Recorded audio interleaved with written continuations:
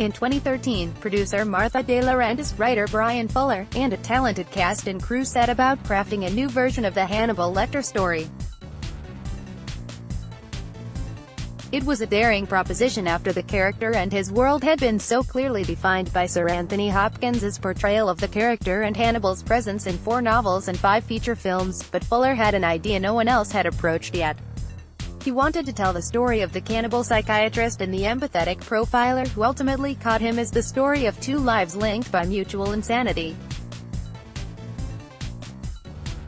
Audiences could not have seen it coming, but what they got was one of the most stylish, visually arresting, and psychologically complex horror shows to ever hit television.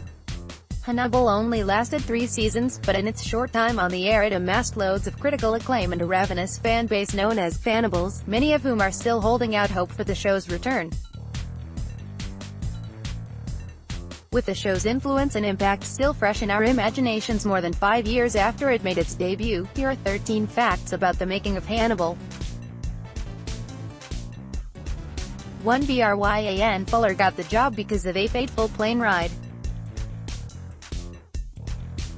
Bryan Fuller is a lifelong fan of horror, and a longtime fan of Thomas Harris' Hannibal Lecter novels, but he did not set out to snag the Hannibal job. In fact, he wasn't even necessarily aware of the job until it found him, on a flight to New York City where he happened to be seated near an old friend, Katie O'Connell, who was the then new CEO of the Gaumont Film Company's U.S. television division.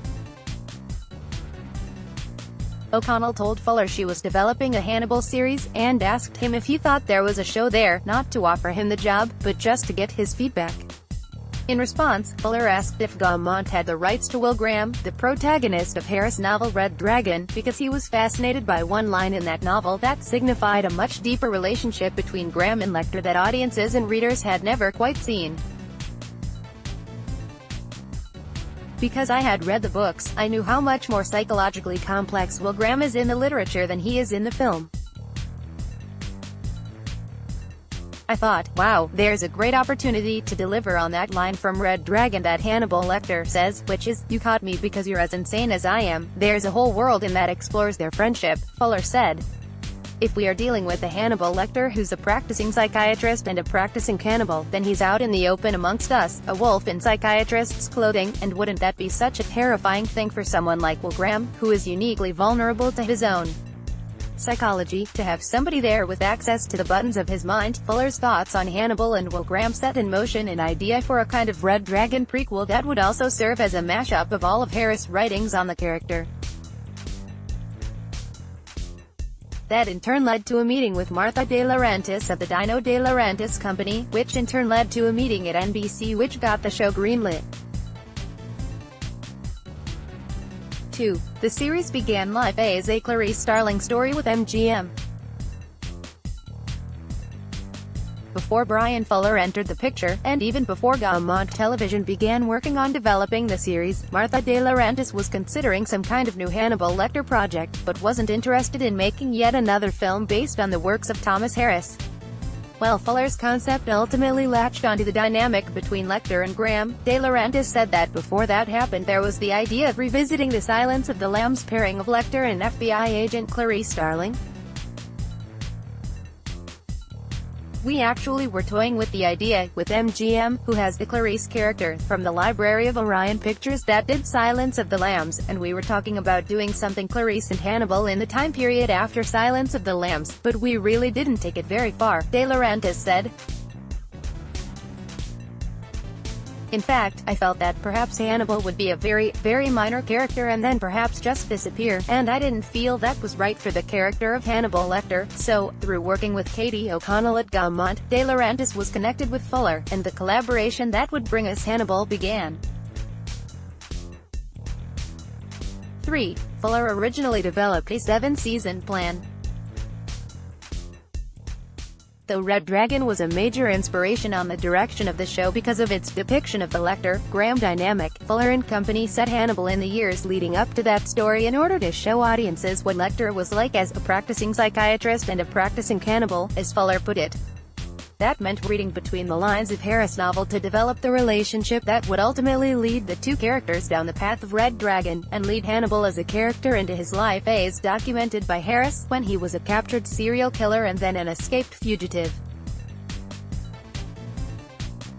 In the end, the mashup quality of the series allowed Fuller to play with many of those elements of Lecter's life outside of Harris' chronology, but as the series was first taking shape, Fuller imagined a 7-season plan that would ultimately adapt Harris' first 3 Lecter novels and then go beyond them. Well, when you get into Season 4, you get into the literature. And so Season 4 would be Red Dragon, Season 5 would be the Silence of the Lambs era, Season 6 would be the Hannibal era, and then Season 7 would be a resolve to the ending of that book, Fuller said. Hannibal ends on a cliffhanger. Hannibal Lecter has bonded with Clarice Starling and brainwashed her, and they are now quasi-lovers and office fugitives, and so that's a cliffhanger. It might be interesting to resolve that in some way and to bring Will Graham back into the picture. So once we get 2 more seasons, say, of the television show, those aren't novelized stories, and then we would get into expansions of the novels after that and kind of using the novels as a backbone for season arcs that would then be kind of enhanced. Of course, plans change, and the adaptation of Red Dragon ultimately came in the second half of the show's 3rd season, but it's clear Fuller had big ambitions to chart the full course of Hannibal's criminal career. 4. A real chef designed all those cannibal recipes. Hannibal Lecter isn't just a cannibal, he is a cannibal gourmand and gourmet, a lover of the finer things who doesn't just want to eat human flesh but prepare it in exquisite and refined ways. Fuller knew this, and he also immediately knew he needed someone with tremendous food expertise to help him make the series. So he turned to a chef of whom he was already a fan, Jose Andres, owner of the restaurant The Bazaar in Beverly Hills. I have a limited knowledge of the culinary, and Hannibal Lecter has to be smarter than I am in the kitchen, Fuller said. Jose gives insight into his expertise, he's omnipresent in every food scene. When work on the series began, Fuller and Andres began a series of conversations in which the chef explained that every part of the human body is in some way edible, right down to the bones, which can be ground up and used as thickener. With this in mind, Fuller sought to not just write scenes in which Hannibal is cooking human body parts, but to craft elaborate metaphors in each dinner scene. For example, the scene in which he serves lamb tongue to Dr. Frederick Chilton, on which he heavily consulted Andres during the writing process. Andres would develop a recipe, which food stylist Janice Poon would then prepare and arrange on set, complete with the elaborate tablescapes which came to dominate so much of the look of the show. The food porn Fuller insisted on became so popular with fans that Poon started a blog about the process, and even eventually produced a cookbook. 5 SEVERAL roles were race and gender swapped. In writing Hannibal, Fuller considered Harris' writing, particularly Red Dragon, to be a kind of guiding Bible, but that doesn't mean he didn't take liberties. He aged up the title character, which among other things removes Lecter's traumatic childhood experiences during World War II from consideration, but perhaps the most notable changes came in casting. Several key roles in the series were ultimately given to actors of different races and even genders than they were previously depicted, in an effort to increase the diversity of the cast. So, Hannibal gave us black actors in the roles of previously white characters Jack Crawford, Lawrence Fishburne, and Reba McClane, Rutina Wesley, and the previously male characters Alan Bloom and Freddie Lounds became Alana Bloom, Caroline Davernaz, and Freddie Lounds, Lara Jean Forestetsky.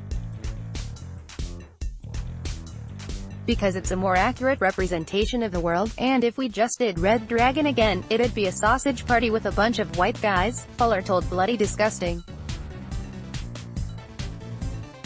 I mean, when I first started writing, my protagonists were always young women, and there's something about that point of view. You can do some things with a female character that you can't do with a male character. Like, I always think that, to make a character female gives you so many more opportunities of expression. 6. David Tennant almost played Hannibal. Hugh Dancy was the first star cast in the series, joining Hannibal as Will Graham in the spring of 2012, but casting the title role took a little bit longer.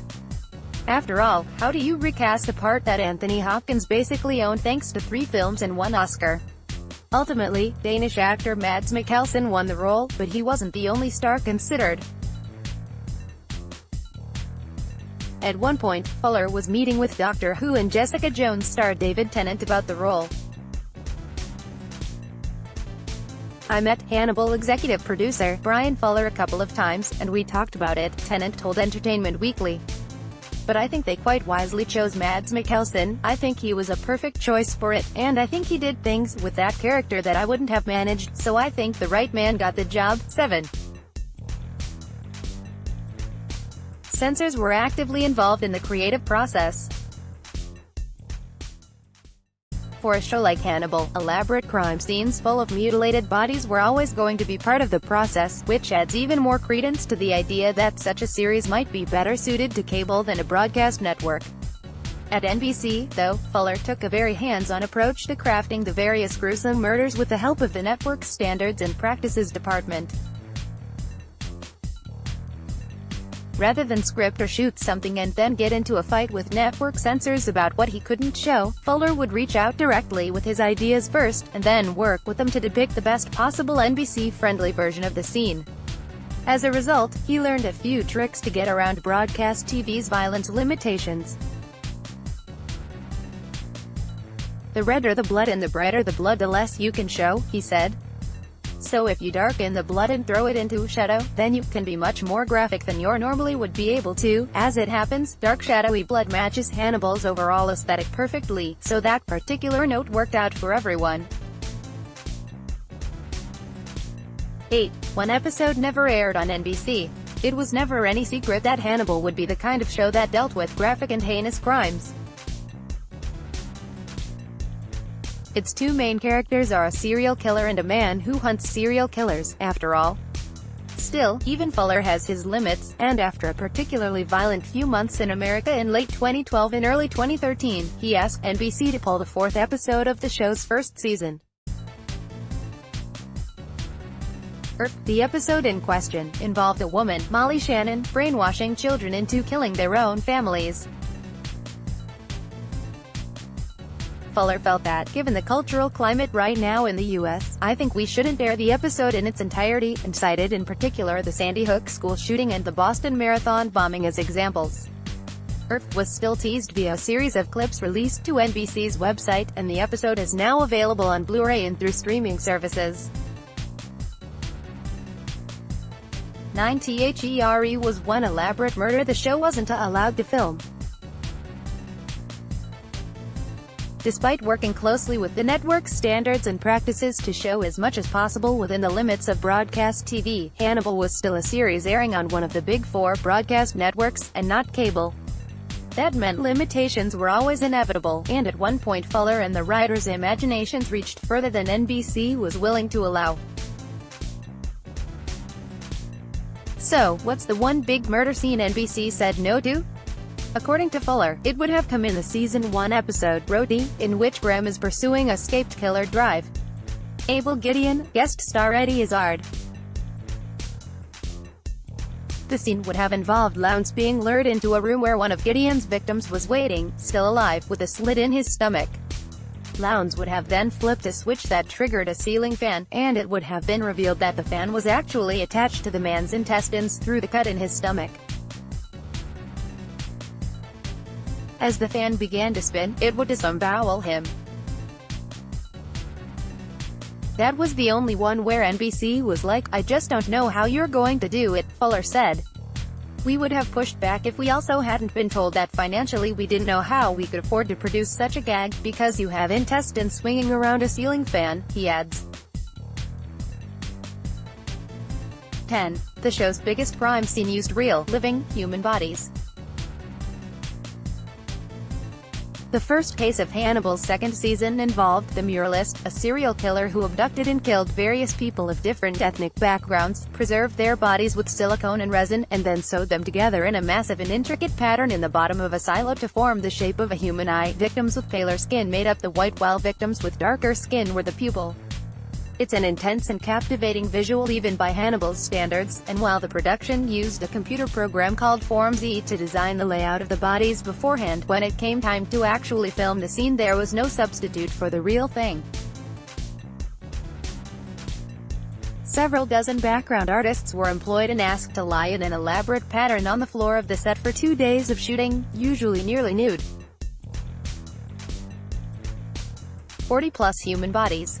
They warmed the bottom of the floor for the backgrounds artists so they wouldn't succumb to the cold, Fishburne recalled. And you walk into that room and you're hit immediately with all the scent of human flesh and the pheromones that are coming off everybody, and all you want to do is lay down and go to sleep with them. 11. It includes a Wonderfalls crossover.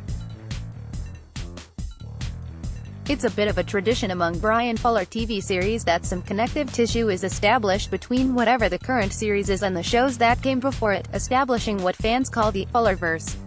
This carried over into Hannibal, which shares a very brief connection with Fuller's single-season Fox series Wonderfalls. In Hannibal's second episode, Amuse-Bouche, a woman named Gretchen Speck Shalon Simmons goes to the pharmacy to pick up her insulin, at which time it's revealed that she was previously Gretchen Speck Horowitz, but she has since divorced. Speck is one of the potential victims of that episode's serial killer, a pharmacist who gives diabetic patients the wrong medication to place them into a coma, then half-buries them and uses their bodies as mushroom farms in the forest. Speck was meant to be his next victim, but she's saved before he can carry out his plan. Gretchen Speck Horowitz was one of Wonderfalls' recurring characters, and because she managed to escape death in Hannibal, she's still around for another Bryan Fuller series. 12. David Bowie was almost a guest star. In addition to a stellar main cast, Hannibal was also always packed with interesting guest stars, from Eddie Izzard to Gillian Anderson to Lance Henriksen. One particular guest star, though, was always just out of reach for the series. For the second season, Fuller offered the role of Hannibal's uncle Robert Lecter to legendary musician and actor David Bowie, but Bowie was unavailable and the role was left uncast, though not without the hope that Bowie could eventually make time for the series. We were told by his people, when we got the pickup for the third season, to make sure to ask again about his availability, Fuller said. So, once we have our dates, we are going to ask again. I think the man walks on water, so I would love to be in his orbit, in some way. Bowie, of course, never made it to Hannibal, and we now know he spent the final 18 months of his life battling liver cancer and working on his final musical projects before he passed away on January 10, 2016. 13. A revival focusing on the Silence of the Lambs is still possible.